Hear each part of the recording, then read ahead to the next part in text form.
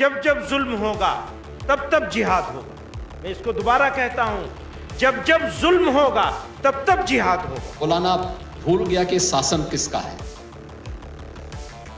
वो ये मानता था धमकी देंगे और हम जबरदस्ती जाम कर देंगे। हमने कहा जाम नहीं होगा, कर्फ्यू भी नहीं लगेगा, लेकिन कर्फ्यू का सबक तुम्हें ऐसा सिखा देंगे कि तुम्हारी आने वाली पीढ़ी दंगा करना भूल जाएगी। महमूद मदनी, याद है ना आपको, जिहाद का ऐलान कर जो मौलाना आंख दिखा रहे थे, वो शायद ये भूल गए थे कि उत्तर प्रदेश में शासन किसका है। बीते दिनों मौलाना मदनी मंच से ये ऐलान कर रहे थे, जब जब जुल्म होगा तब तब जिहाद होगा। शब्दों की गर्मी इतनी कि माहौल तक सुलगने लगा।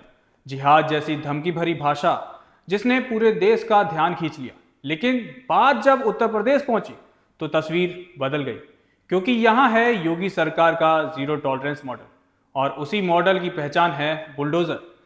मदनी की बयानबाजी आग लगाने की कोशिश कर रही थी, तो वहीं उनका यह बयान बरेली के मौलाना तौकीर रजा से मेल खा रहा था। वही तौकीर रजा जिन्होंने आई लव मोहम्मद विवाद में बरेली में मुसलमानों को भड़काया, बरेली को दंगों की आग में झोंकने का काम किया, लेकिन प्रशासन की तेजी ने उस आग को ठंडा कर दिया। कार्रवाई इतनी फास्ट कि हर तरफ सिर्फ एक ही बात, कानून से ऊपर कोई नहीं। लेकिन सवाल है कि क्या यह सिर्फ एक बयान था या फिर किसी बड़े एजेंडा का शुरुआत, और क्या बुलडोजर की दहाड़ ने इस विवाद को तुरंत शांत कर दिया है। देखिए पूरा सच हमारी इस रिपोर्ट में। जमीयत उलेमाए हिंद के अध्यक्ष के बयानों ने बीते कुछ दिनों में खूब सुर्खियां बटोरी हैं। मंच से दी गई उनकी बयानबाजी ने राजनीतिक तापमान जरूर बढ़ाया है, लेकिन शायद वो भूल गए कि उत्तर प्रदेश में शासन किसका है, और शायद वो ये भी भूल गए कि बरेली के मौलाना तौकीर रजा का क्या हश्र हुआ था, जिन्होंने अपने भड़काऊ बयानों से खूब माहौल बनाया।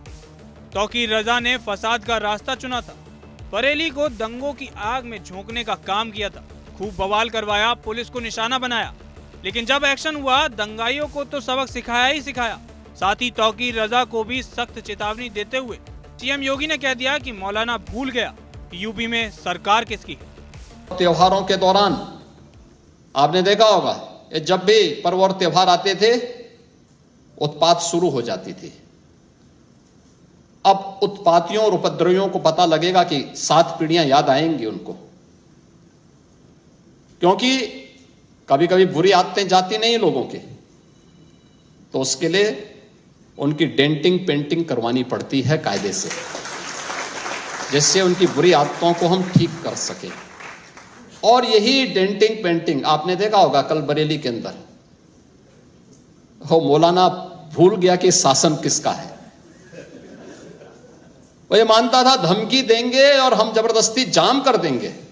हमने कहा जाम नहीं होगा, कर्फ्यू भी नहीं लगेगा, लेकिन कर्फ्यू का सबक तुम्हें ऐसा सिखा देंगे कि तुम्हारी आने वाली पीढ़ी दंगा करना भूल जाएगी। सीएम योगी के इसी बयान के बाद एक भी दंगाई को नहीं छोड़ा गया। एक के बाद एक दंगाई को पकड़ पकड़ कर जेल में डाला गया। मौलाना तौकीर रजा को भी धर लिया गया और वो अभी भी जेल में है। इतना ही नहीं, ये कार्रवाई यहीं नहीं रुकी। तौकीर रजा से जुड़े लोगों पर भी बुलडोजर खूब जमकर गर्जा।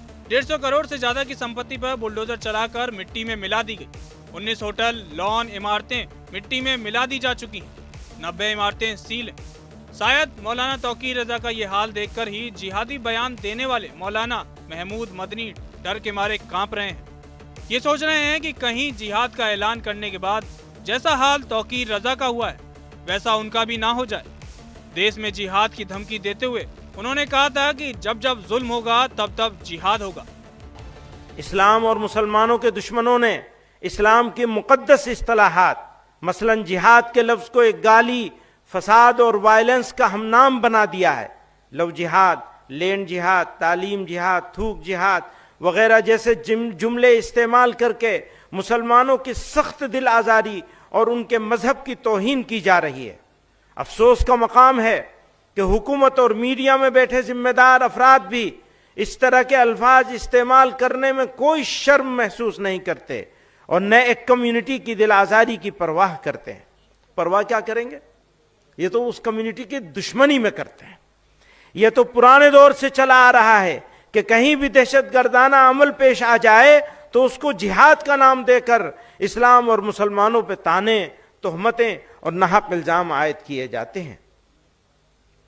ये वाज़ेह होना चाहिए कि इस्लाम में जिहाद एक मुक़द्दस दीनी फरीज़ा है। जिहाद कुरान में कई मानों के लिए इस्तेमाल हुआ है, लेकिन जिस माने के लिए भी इस्तेमाल हुआ है, फ़र्द से लेकर समाज और इंसानियत की भलाई, उनकी सरबुलंदी और उनकी इज्जत व वक़ार के क़याम के लिए हुआ है। जहाँ जंग व क़िताल के माने में इस्तेमाल हुआ है, वो भी जुल्म फसाद के खात्मे और इंसानियत की बका के लिए है। इसलिए जब जब जुल्म होगा तब तब जिहाद होगा। मैं इसको दोबारा कहता हूं, जब जब जुल्म होगा तब तब जिहाद होगा। जोश जोश में मौलाना मदनी ने ये जिहाद वाला बयान दे तो दिया, लेकिन अब वो बुरी तरह डर गए, क्योंकि जब बरेली में बुलडोजर चल रहा था तब मौलाना ने अपनी सफाई भी पेश कर दी। सफाई देते हुए छूटते ही कहा कि जिहाद का गलत मतलब बताकर भ्रम फैलाया गया है।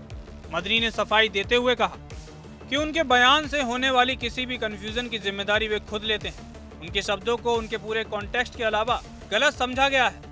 उनका इरादा जिहाद के पवित्र और ऐतिहासिक मतलब को हाईलाइट करना था, लेकिन वे ये पक्का करने की जिम्मेदारी नहीं निभा सके कि इसका गलत मतलब ना निकाला जाए। अगर आप मेरा पूरा बयान सुने तो 3 बातें कही गई। एक ये कि भारत में जिहाद के कई मतलब हैं। सबसे बड़ा जिहाद अपने मकसद का साफ विजन रखना और खुद पर काम करना है। अगर अन्याय हो तो उसके खिलाफ आवाज उठाएं, ये भी जिहाद है। यानी कि तौकीर वाली गलती करने से पहले ही मौलाना मदनी ने अपनी भूल सुधार ली और सफाई पेश कर खुद बेचारा मुसलमानों के अंदर की बुराई साफ करने वाला साबित करने की कोशिश में लग गए हैं। लेकिन कहते हैं ना, कमान से निकला तीर और जुबान से निकले शब्द कभी वापस नहीं आते। जब दुनिया उनके जिहाद वाली धमकी का मतलब समझ गई तो मदनी साहब अब सफाई दे रहे हैं, जिहाद का असली मीनिंग समझा रहे हैं। लेकिन शायद ये काम वो पहले ही कर लेते तो इतना बवाल ही नहीं होता। लेकिन सवाल है कि क्या मौलाना मदनी को सीएम योगी की वो चेतावनी याद आ गई, या तौकीर का जो हाल हुआ वो याद आ गया, जो अब अपने जिहाद वाले बयान से पलटी मार ली है। क्योंकि इस वक्त बीजेपी के साथ साथ मुसलमान भी उनको आईना दिखाने का काम कर रहे हैं। ऑल इंडिया इमाम एसोसिएशन के अध्यक्ष मौलाना मोहम्मद साजिद रशीदी ने उन पर देश के मुस्लिमों को भड़काने का आरोप लगाते हुए कहा कि भारत के हिंदू और मुसलमानों के बीच एक बड़ा टकराव करवाना चाहते हैं। जिहाद का नारा दिया और एक खतरनाक बात ये कही कि स्कूल के पाठ्यक्रमों में भी जिहाद को शामिल किया जाए। अगर स्कूल के पाठ्यक्रमों में शामिल किया जाता है तो वे बहुत खतरनाक कदम होगा। और वो किस तरीके से जिहाद चाहते हैं, कैसा जिहाद चाहते हैं, और वो भारत के पुरअमन फिजा को, अमन शांति जैसे माहौल, खुशगवार माहौल को वो खराब करना चाहते हैं। वो चाहते हैं कि हिंदू और मुसलमानों के दरमियान एक बड़ा टकराव हो जाए। अगर ये टकराव होगा तो इसमें सरासर नुकसान मुसलमानों का है। वो नफरत के बीज बो रहे हैं। वो भारत में हिंदू मुसलमानों को बांटना चाहते हैं।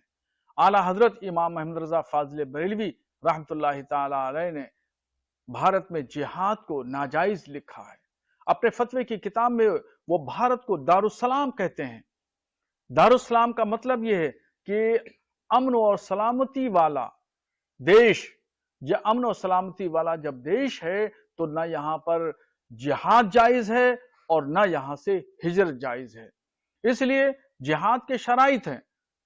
जिहाद के लिए यह शर्त जरूरी है कि इस्लाम के अरकान पर पाबंदी लगा दी गई हो, नमाज रोजे पे प्रतिबंध हो, मस्जिद मदरसे खानकाहों पे ताले लगा दिए गए हों, जबकि भारत में ऐसा कहीं कुछ नहीं है।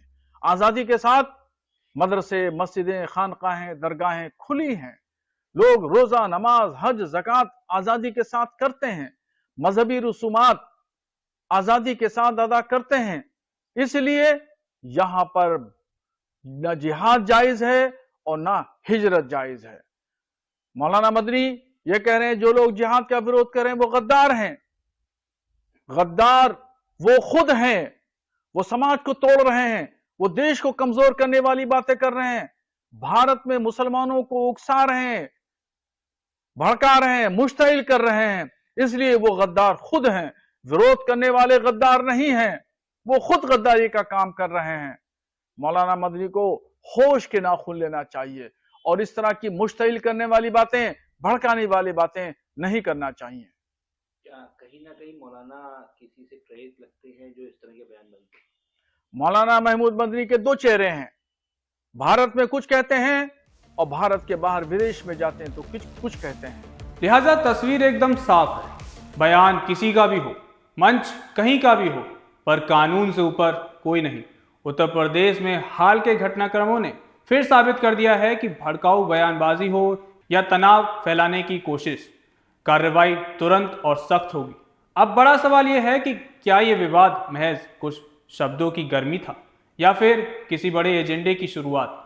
और एक बात और, समाज में अमन चैन बनाए रखना सिर्फ सरकार की ही नहीं, हम सब की साझा जिम्मेदारी है। बहरहाल आपका क्या सोचना है इस मुद्दे को लेकर, अपनी राय हमें कमेंट सेक्शन में जरूर बताएं। कैमरे के पीछे मेरे सहयोगी मिनाज हैं, मेरा नाम तरुण है। आप मुझे जनतंत्र पे सुन रहे हैं।